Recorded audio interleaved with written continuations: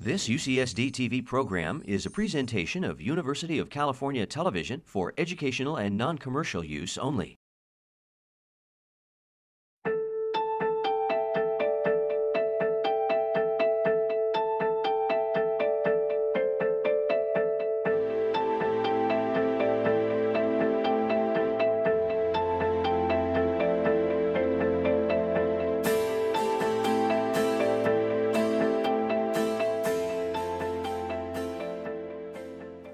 Good afternoon, ladies and gentlemen. I think we're going to get the program started.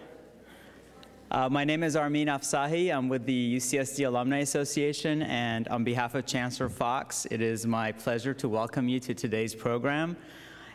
This, as you know, is part of our 50th anniversary celebration signature programs, and the IDEaS Week is a series of lectures and symposia that's taking place this week. It started yesterday at lunchtime in this very room, and will continue on up until tomorrow night. We'll talk a little bit at the end of the program about further information on that, but I'm so glad to see so many of you here to participate in today's session. UCSD, as most of us who've been marveling at it for years know, itself started with an idea. It started with an idea that Roger Revelle and Walter Monk had over 50 years ago about building a campus that would rise in a meteoric fashion and really become the envy of the world in its promise in higher education and research and in public service.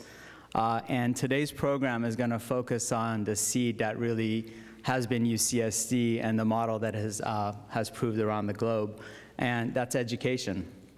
It's a great opportunity for us to talk about issues in education and hearing about some of our thought leaders, because as you know, the very promise of education, especially higher public education, is at risk in California and in the rest of the country.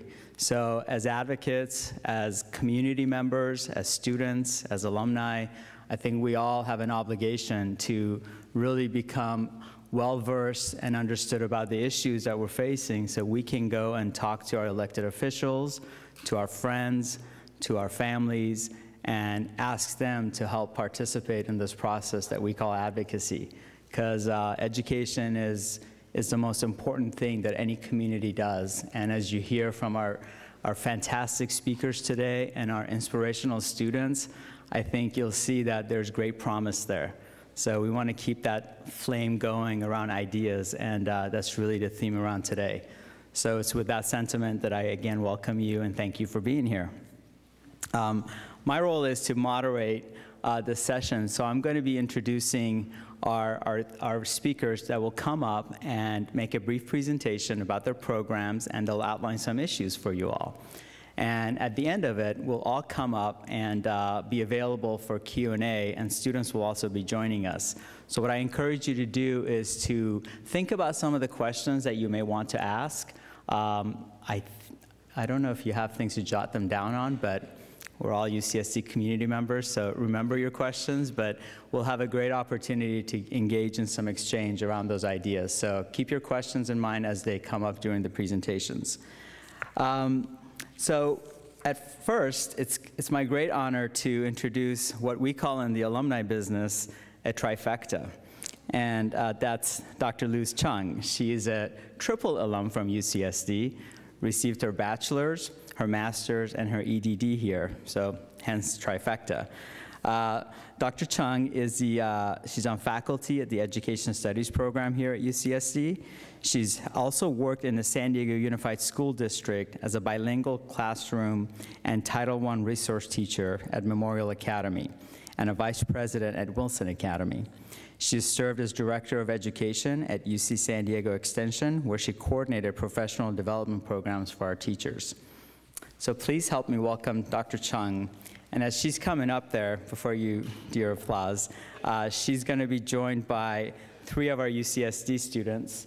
They're all class of 2011, so they're soon to go out and change the world.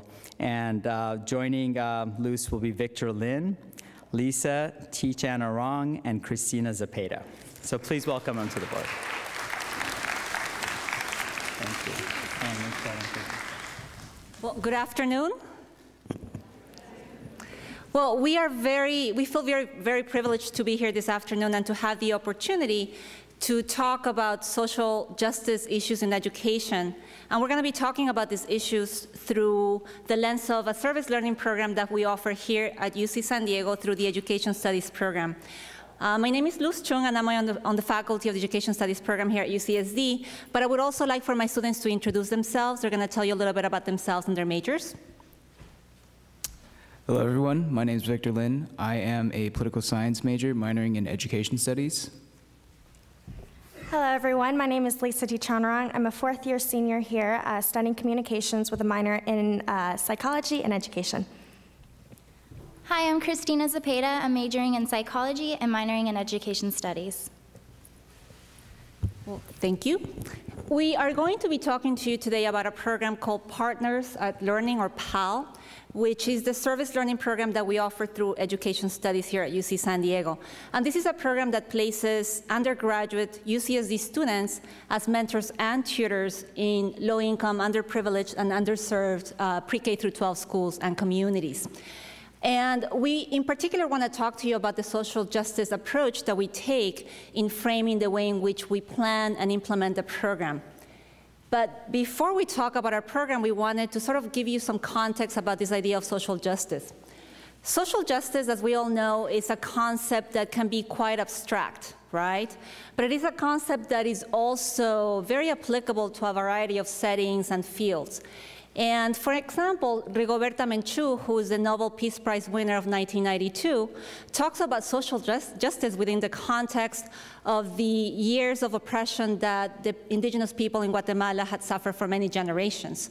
So some might say, well, Rigoberta Menchú's words are beautiful, but they might not necessarily apply to the local context of education.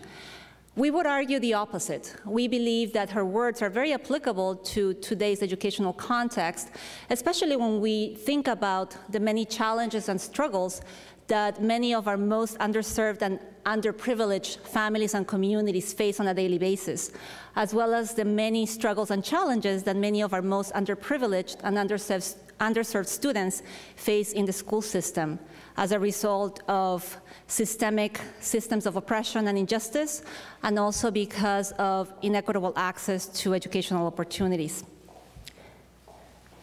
Therefore, we agree with Applebaum's definition of social justice education, where we don't view social justice education as a simple Band-Aid approach that serves to simply recognize diversity and then maybe use the Band-Aid to fix or to address instances of maybe hatred or prejudice. We really view social justice education as a way to help our students think critically about real issues, about issues of inequality, of marginalization, and of oppression.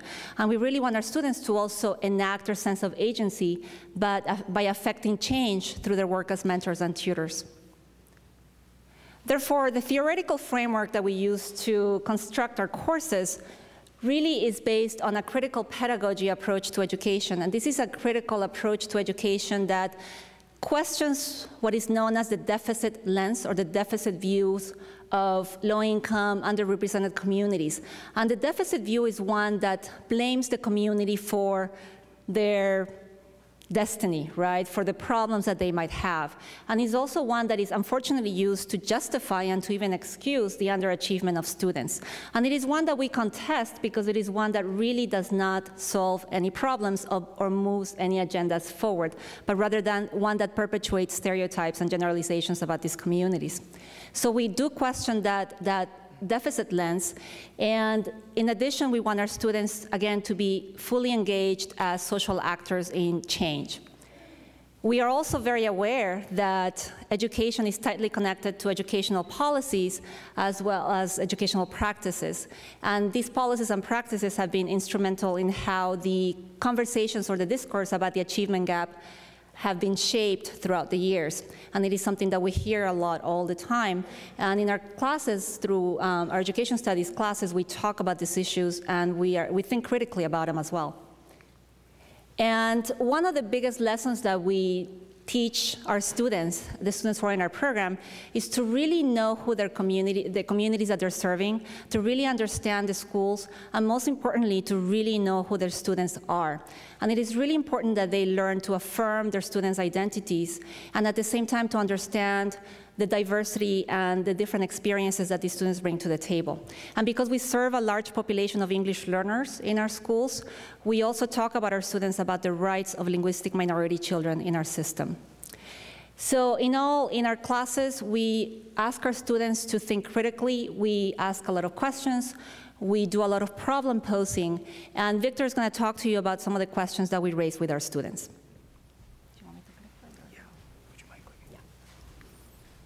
So basically we ask, who are the students that we serve through the Partners at Learning program? In what ways does the education system serve them? And in what ways does the education system oppress them? And what can we do to promote equity and social justice in all of our schools and communities across the nation?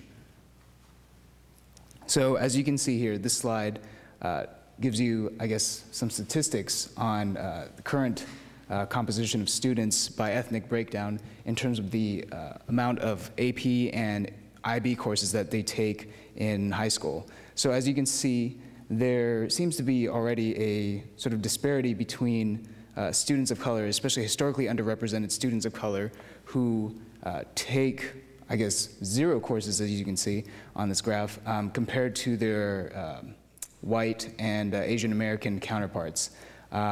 It's quite startling to see that this isn't just, it's their environment, or it's, they just come from a sort of, I guess, lazy culture or something like that. In fact, I argue that it stems from societal inequalities that get reproduced within our education system here, especially in San Diego.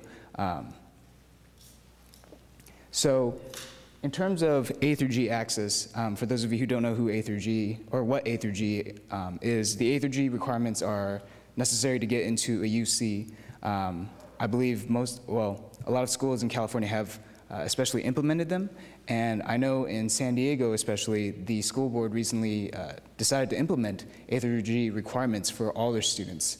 But as you can see that the A through G requirements, while attempting to hold students to a higher standard, not necessarily are able to, or not every student is able to meet those standards per se. As you can see, special education and learning disadvantaged students are not essentially, they don't have the means to fulfill those requirements. Thus, they, I guess, are left behind in a sense, especially when it comes to achieving and obtaining higher education within the UC system and the Cal State system in California. So we'll be examining some demographic data. And this, as you can see, is the amount of students enrolled within K through 12 in San Diego County. And as you can see, Hispanics do constitute a large portion of the amount of students that we have in our schools here in San Diego. And if you look at the next slide over, you'll see that they hardly make up a significant proportion within higher education, especially within the University of California. And as I was mentioning earlier, how there is this sort of disparity between the amount of accessibility that is afforded to students. You can see that higher education seems to favor certain ethnic backgrounds over others, especially here at the University of California, San Diego, where you literally have 0.3% Native Americans and 1.3 African American students here. The chart didn't account for that, my apologies, but essentially that's what you have. And that essentially speaks volumes about how we are underserving and not exactly delivering on our promise of equal education for all, especially within San Diego. So now I just want to talk to you guys a little bit about the way that our courses are laid out. The way that we basically distinguish our courses from, the other opportunities that students have to serve their communities is that we are a service learning program. And so the idea basically is that we not only give students the opportunity to go out into the community and serve their community, but then there's also this whole academic framework that we support them with. A lot of our classes, you take we'll explain it later, but there are 130 classes, 131 classes. So these are different classes that you can take where you're working with different populations of students, but then there's always a 139 practicum component that we require our students to also enroll in, which allows them to actually go into the community and test out the things that they're actually learning about inside the classes. So our Partners at Learning program overview. As I mentioned already, the courses that we're going to be talking about today are service learning branch, a part of the service learning branch of our UCSD Education Studies program. So the Education Studies program is actually open, these classes are open up to all of the students. So we have, here we go. Over 500 UCSD students that take our PAL classes each year. And what's interesting about this is that it's not limited to students who are only interested in education. Our PAL classes are offered to students that are looking to make a difference in their community. And so we get biochemistry students, or we get engineering students, all students that are given this opportunity to actually explore issues of education within our university. We also contribute to about 24,000 hours of mentoring and tutoring to low-income neighborhood schools throughout the county. And so once again, this is afforded by the fact that we have over 500 students that are taking our class per year that are actually serving their community about 40 hours throughout the quarter. So some of our PAL goals is to provide college role models and academic support to underrepresented pre-K through 12 schools and students, to increase the university presence and resources in traditionally underrepresented communities, to engage UCSD students in meaningful coursework and fieldwork that contribute to their sense of citizenry and community involvement, and to encourage more talented and motivated young adults to care about and become more involved in education issues. So I just want to talk a little bit about our approach. The first is that it's a process of increased engagement and awareness. So the idea is that, a lot of our classes that are offered at UCSD, a lot of times the idea is that, you come to a lecture and the professor's lecturing and you're just supposed to retain all this information. You're not really allowed a lot of flexibility in being able to think about the issues that you're learning about. But the idea with our class is that students come in and they're challenged to actually think critically about the information that we're presenting them. The cool thing about this too is that they're actually being able to go out into the field and they actually get to test out these theories that we're teaching them about, and they get to critically examine for themselves whether these issues are really important or ways that we can problem solve.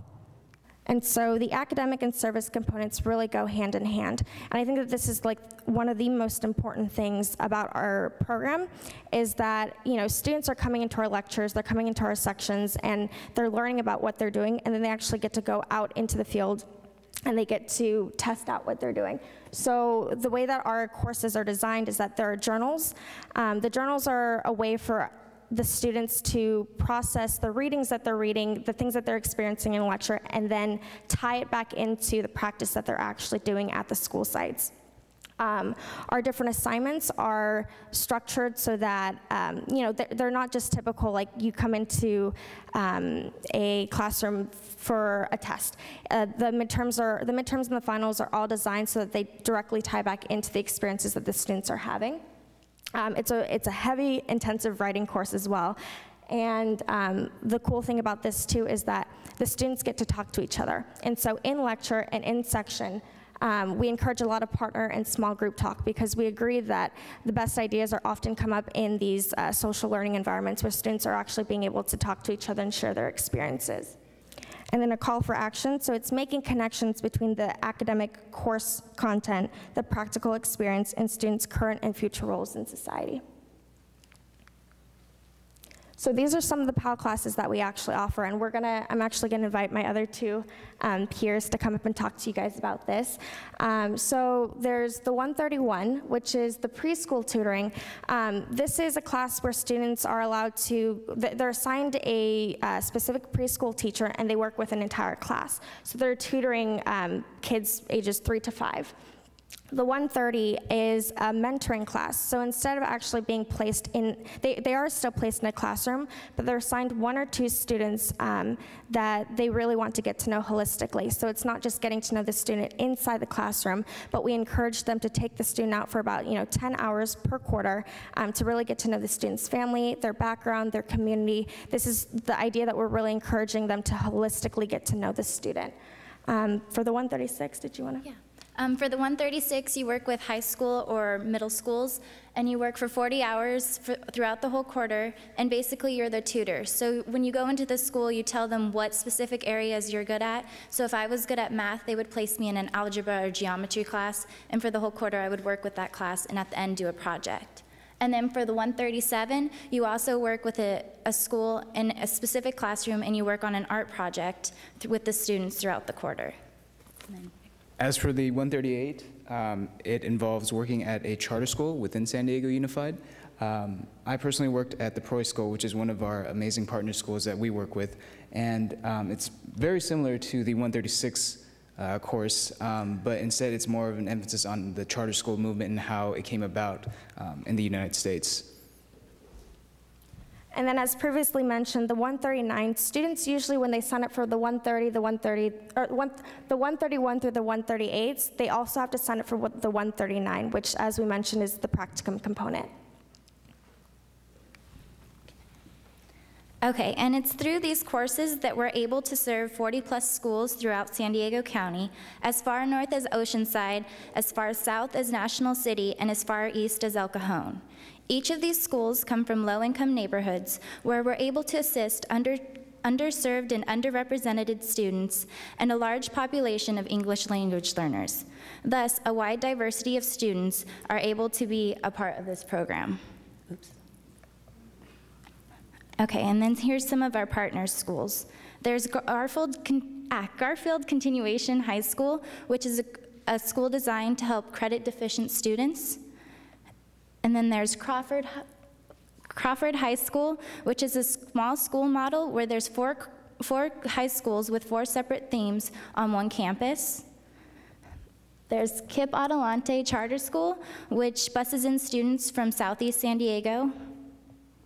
There's Cadman Elementary School, which is a magnet school, which also buses in students all over San Diego. Then there's Eje Elementary School, which is a dual immersion language program with Spanish and English. And then there's Choyas Mead Elementary School, which is a newly renovated school in San Diego.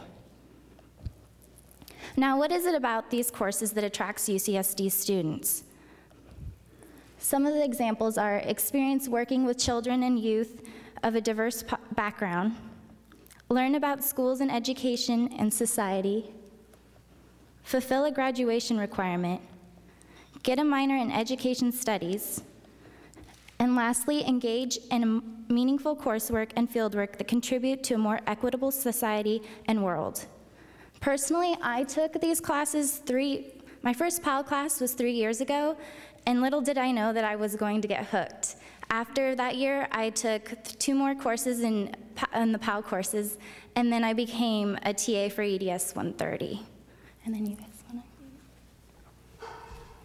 to? I took IDEaS 138, the charter school course, my sophomore year during winter quarter in order to fulfill the Marshall General Education writing requirement.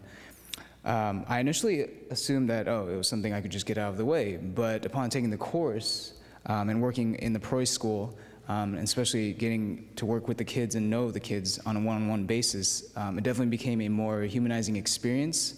I would say it's definitely a humbling experience, and it definitely made me very aware of the societal inequalities that constantly plague schools across America. And it essentially led me to become an education studies minor as a result. And I would argue it's definitely one of the best courses students here could take at UCSD. Same as my peers. When I first decided to take this class, I was a freshman in college, and I originally took the class because my parents have this school in Thailand that we were trying to benefit and trying to help. And my dad had asked me to go back as an English teacher, had no experience working with kids, didn't even think that I liked them. And then I ended up taking the 131, which was working with a preschool. And like I said, I think that one of the most important parts about that learning experience was that I wasn't just learning about, like, theories about the best way to teach kids or the way that kids learn, but I was actually able to go into a preschool and work hands-on with these kids, and that just provides a completely different experience. It's so enriching to be able to do that and to have those two components go hand in hand. I, like Christina, got hooked. I went to Thailand, worked with these kids, came back and realized I need to keep working with kids. It's one of the best feelings, and that's something that I also got hired as a TA after taking 130, the mentoring class. And one of the feedback, the overwhelming feedback that I normally get from my students is that this is just one of the best courses that they've ever taken at UCSD, because like I said, it's so much more of an enriching experience to actually be able to go out and actually work with the issues that you're learning about. And so now I also have a minor in education. I'm looking to go on to graduate school to continue pursuing studies in education.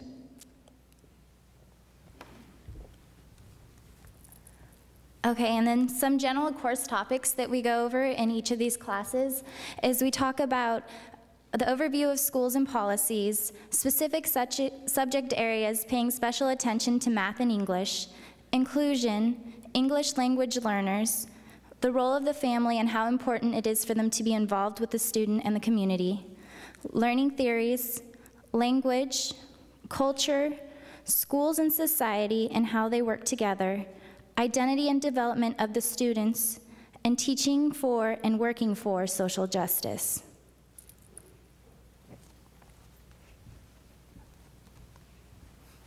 Aren't these students wonderful?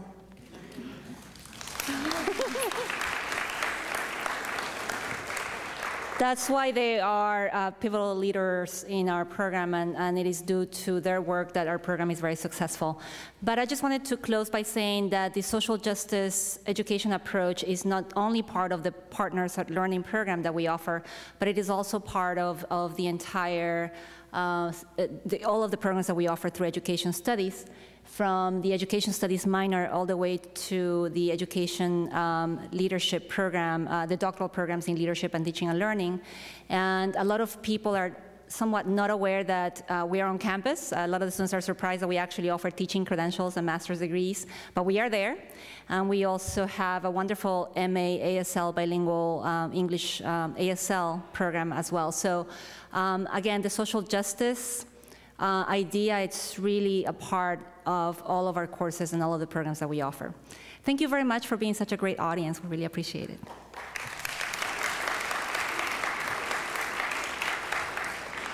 I think it's hard to imagine to listen to this presentation and not to be inspired by how our future is going to be so bright when it's going to be in the hands of amazing individuals like Christina, Victor, and Lisa. So please join me in giving them another round of applause.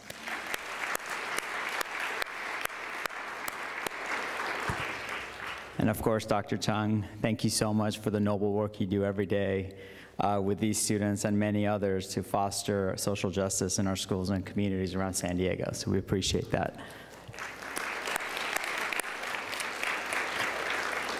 It now gives me great honor to welcome another alumna to address you. Kelly Kovacek, she is a teacher at the Preuss School. You heard a little bit about the Preuss School in this presentation. She'll tell you just a bit more about the school and the great work she's doing there. We're extremely proud of Kelly because in 2010 she was named California's Teacher of the Year, and she was one of the 4 finalists for the National Teacher of the Year Award. I know she doesn't like it when I embarrass her like that, but it makes us very proud as your alumni community. She teaches 11th grade AP United States History and 12th grade AP US Government and a 6th grade advisory class, so she keeps her docket full. When she was a student here at UCSD, she tutored at the Preuss School the first year that the school opened, and I think it was then that her inspiration developed for doing the great work that she's doing today. And I hope that all of you here consider tutoring at the Prairie School. It's probably one of the most rewarding things that we could all do as community members. So I'd like to welcome Kelly to the podium. Well, thank you for having me here today. It's always really exciting to come back and speak to a UCSD community, especially being an alumni. And I very much credit the TEP program for why I went into teaching. It certainly was not what I was intending to do when I came here as a freshman, but I absolutely am so glad that I am a teacher at the Prairie School and really able to promote this idea of social justice in our classrooms, because the statistics are quite staggering. Today, over 14 million American children live in poverty. That is more than the populations of Alaska, Delaware, Hawaii, Idaho, Montana, Maine, New Hampshire, North Dakota, Rhode Island, South Dakota, Vermont, and Wyoming combined. This community of at-risk children, now the size of 13 states, is 5 times the population of our original 13 colonies. We have an obligation to every one of our nation's students. 82% of children whose parents do not have a high school diploma live in poverty. And a child living in poverty has less than a 10% chance of attending college. We have an obligation to every one of our nation's students, and now is the time to act. The personal stories are just as compelling. Juan entered the foster care system at the age of 4. Bouncing from one home to another. With low self-esteem and no motivation, he rarely did well in school. By the time he reached his local inner-city high school, Juan was halfway to giving up. The school offered only 2 advanced placement courses, but that didn't matter much to Juan because he was placed in basic reading and math classes. At 16, struggling and frustrated, Juan dropped out of school, along with 20% of his classmates. By 17, Juan was a father and is currently unemployed. Catalina entered the foster care system at the age of 2. A quiet, uncertain young girl, she also moved from home to home. Selected in a lottery, she attended a grade 6 through 12 public school, serving inner-city, low-income youth where tracking does not exist. She received poor grades her first 2 years, struggling not only with reading and math, but also with a lack of self-confidence and hope. In incremental steps, she slowly improved with the help of an after-school tutorial session and an advisory teacher that stayed with her for all 7 years. She took 11 AP classes because all students at her school are required to take AP classes. At 17, a confident and prepared Catalina graduated summa cum laude with a full academic scholarship to Wellesley College. Juan and Catalina occasionally see each other. They are brother and sister. But while Juan got lost in an educational system he could not navigate and became another statistic, Catalina attended the school where I teach and was my student for 7 years. Now, technically, miracles do not require this much work by both the students and the teacher. So we won't call Catalina an academic miracle, but rather a story of success that happens each day at our school, where I teach AP US History and Government to over 100 juniors and seniors in room E201, and where I mentor 28 advisory students their entire career on campus. Our school is the Preuss School UCSD, a public middle and high school chartered by the University of California and the San Diego Unified School District. It challenges traditional educational models in its dedication to provide an intensive college prep curriculum for students below the poverty line, who will be the first in their families to graduate from college and often the first to graduate from high school. These students are not handpicked. Admission is by lottery and not based on grades or test scores. Our students represent a rich diversity of cultures, languages, traditions, personalities, and academic skills. My goal and the goal of our school is to help our students break the cycle of poverty, narrow the achievement gap, and fulfill our nation's obligation to provide equal access to a quality education. All too often, society embraces the senseless stereotype that poor and minority students do not have the initiative or the ability to compete academically with their peers from more privileged communities. However, what I have experienced at our school is just the opposite. By offering a rigorous curriculum, setting high standards, and providing unfailing support, we have created a learning environment where all students can and will succeed. Over 96% of last year's senior class and 100% of my advisory class are currently enrolled in four-year universities. Our students represent the full measure of equity in education. In my classroom, I see a thirst for knowledge and an eagerness to excel. It is a passion that may be greatest in communities that need it the most, where the road is most difficult to travel. I found that passion 2 summers ago as a teacher in a dirt floor village classroom in Malawi, Africa, where my students walked miles past broken shacks, AIDS-infected neighbors, and open ditches with malaria-carrying mosquitoes for the chance to be the first in their family to learn to read. And I find that same passion each day in room E201, where my students travel on buses and border trolleys, some an hour or more each way, to learn about the world beyond their neglected neighborhoods. My students call AP US History by its acronym, APUSH, A-P-U-S-H, and that's what they do. They keep pushing. Each time I raise the bar for them, when I ask my students to do more research, analyze a new perspective, write another draft, they find a way to meet the challenge. And I keep pushing them because I know that their tough lives will be so much tougher without the education that I am providing them. Sure, it involves effort on their part, on my part, but our students and our country deserve nothing less. Supreme Court Justice Louis Brandeis once described state legislatures as laboratories of democracy, where new ideas can be tested to see if they work and to see if they make sense.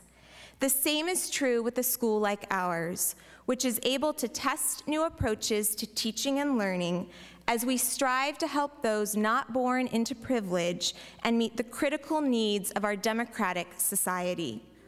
But it doesn't take a charter to create innovative solutions to bridge the achievement gap. Rather, it takes an educational system that shares a strong belief in each student's potential and a willingness to support all aspects of that child's education. What I know is that it is what we believe that makes the difference.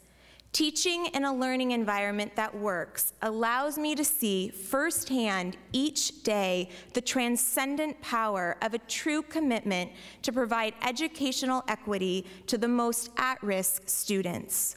So this is our call to action. We must push past the old beliefs about what we should expect from our students and ourselves.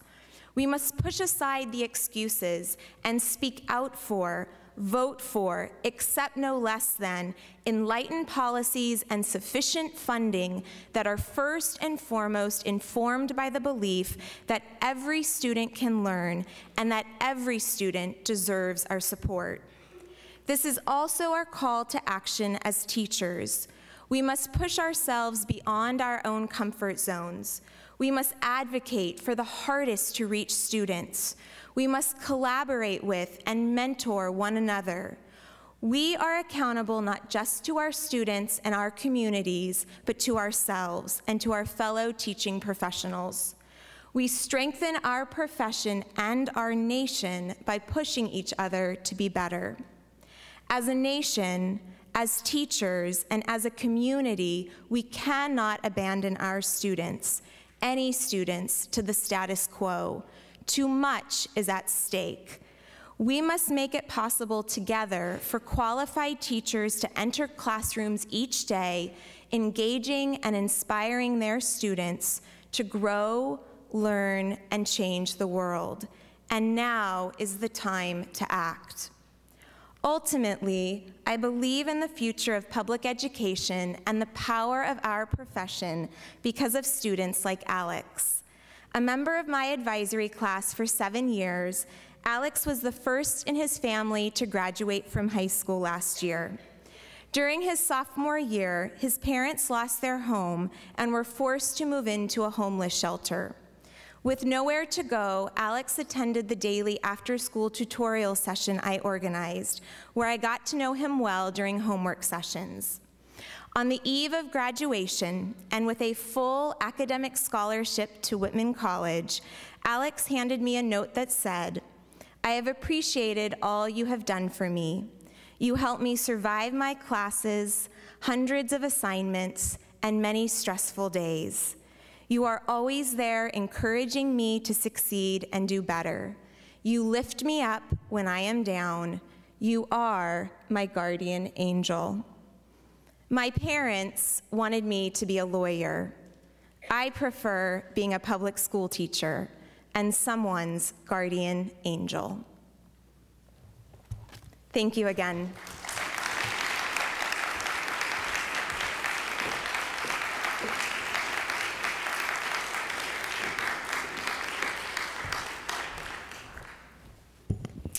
Wow.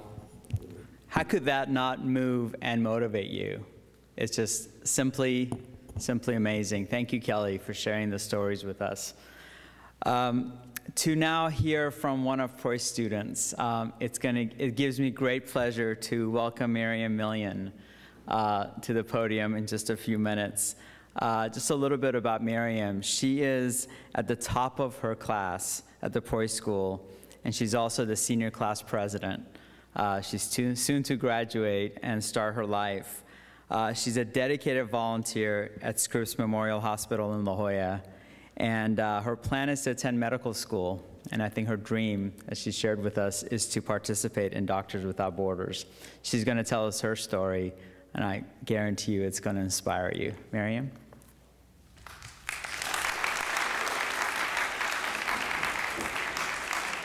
Good afternoon, everyone. My name is Miriam Millian, and I'm a high school senior at the Proy School UCSD. And first off, I just want to say what a pleasure it is to be here with you today to talk a little bit about myself, my school, and my aspirations. Being at Proyce, my activities there have been varied. For the past 2 years, I've been the president of our Model United Nations Club, vice president of our Science Bowl team, and a member of the National Honor Society. Also, for the past 2 years, I've participated in student government, and as stated, this year I serve as senior class president. I've done everything from written for our school newspaper to participated with the African American Student Alliance on campus.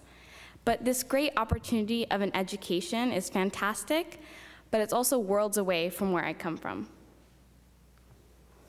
This is where I come from.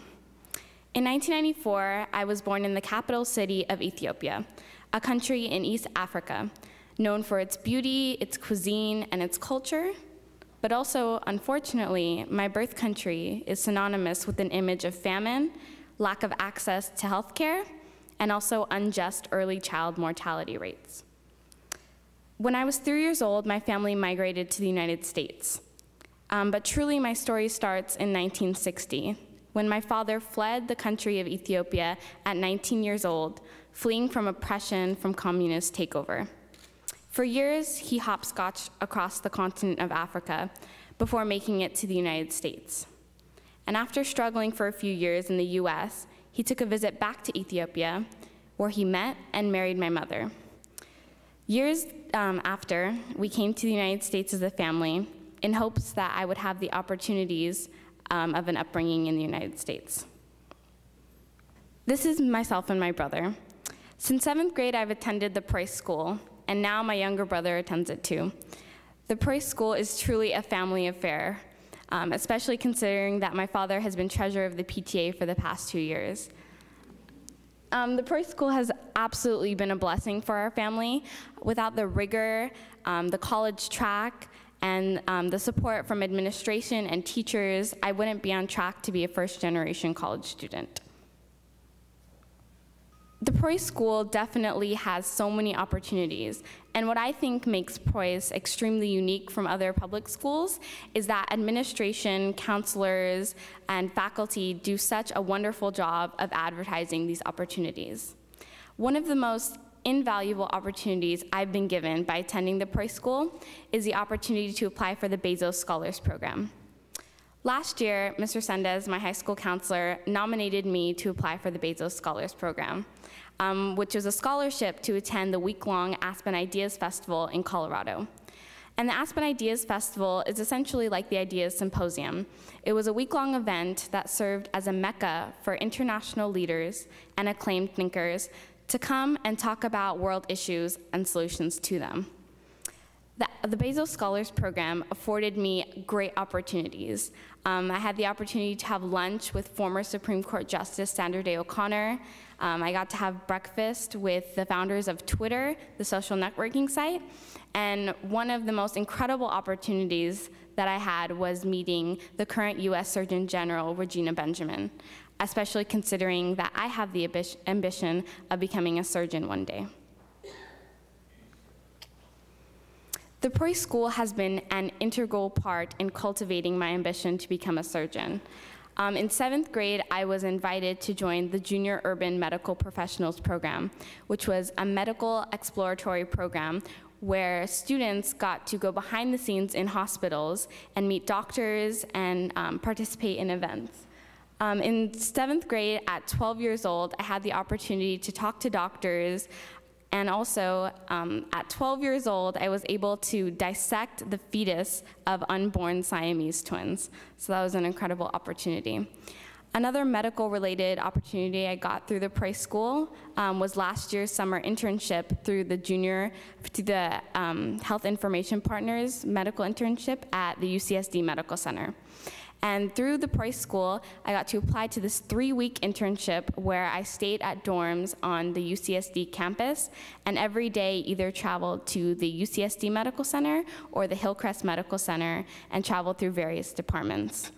In this picture, I'm learning how to suture internal organs during my visit to the robotic surgery department.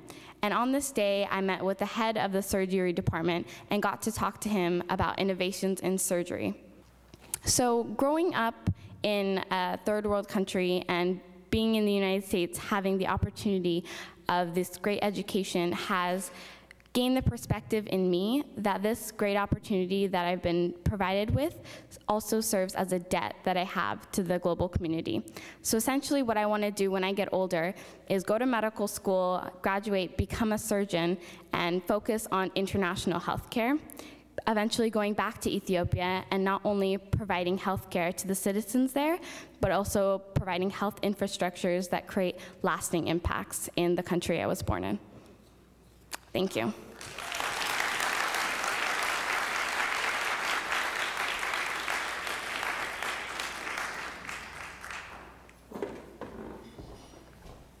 Thank you, Miriam.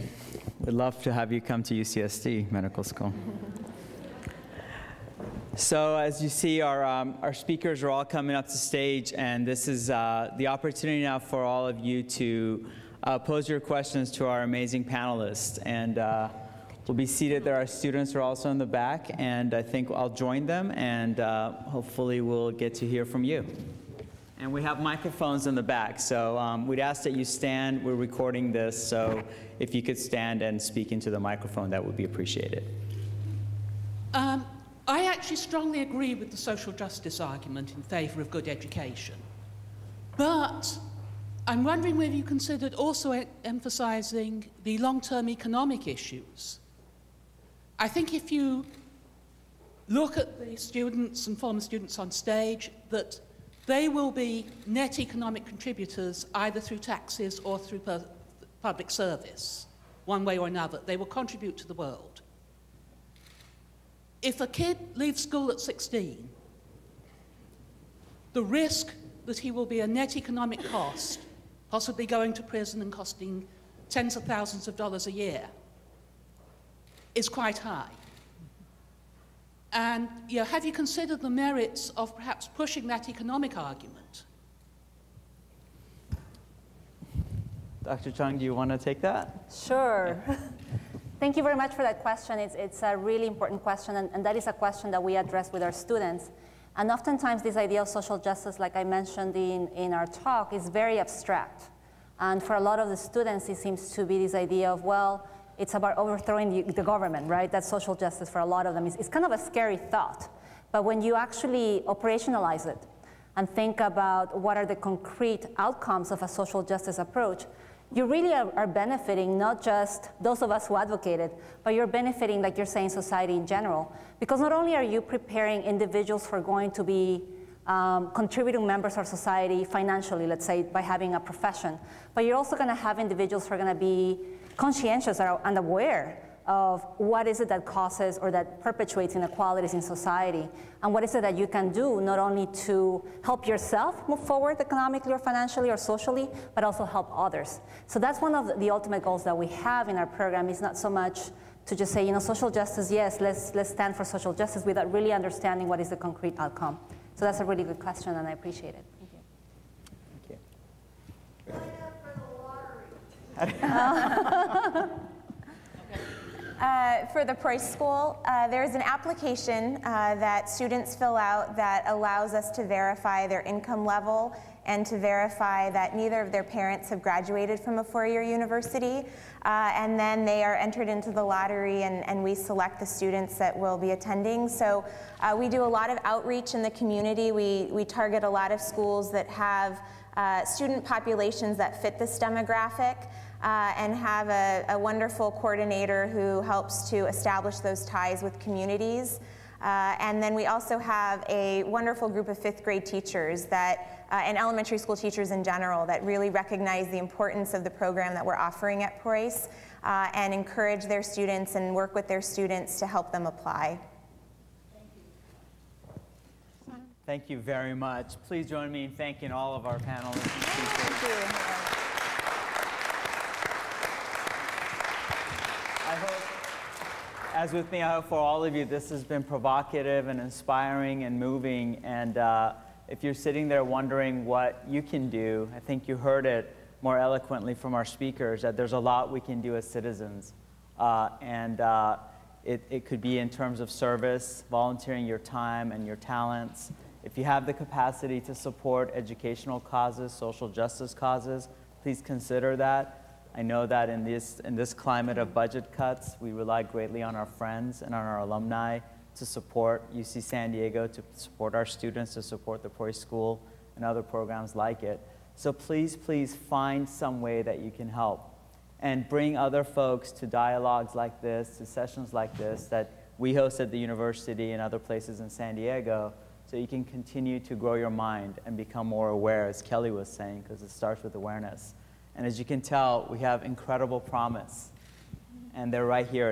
It's humbling to sit on the stage with these amazing people. So please do your part. The Chancellor's Call for Service is going on during our 50th anniversary year. It's a great platform for you to find an opportunity to serve our communities and be part of solving these issues that we've discussed today. So on behalf of UC San Diego and in recognition of our 50th anniversary, I'd like to thank you. Thank you for being here, and I'd like to thank all of you for joining us. Thank you.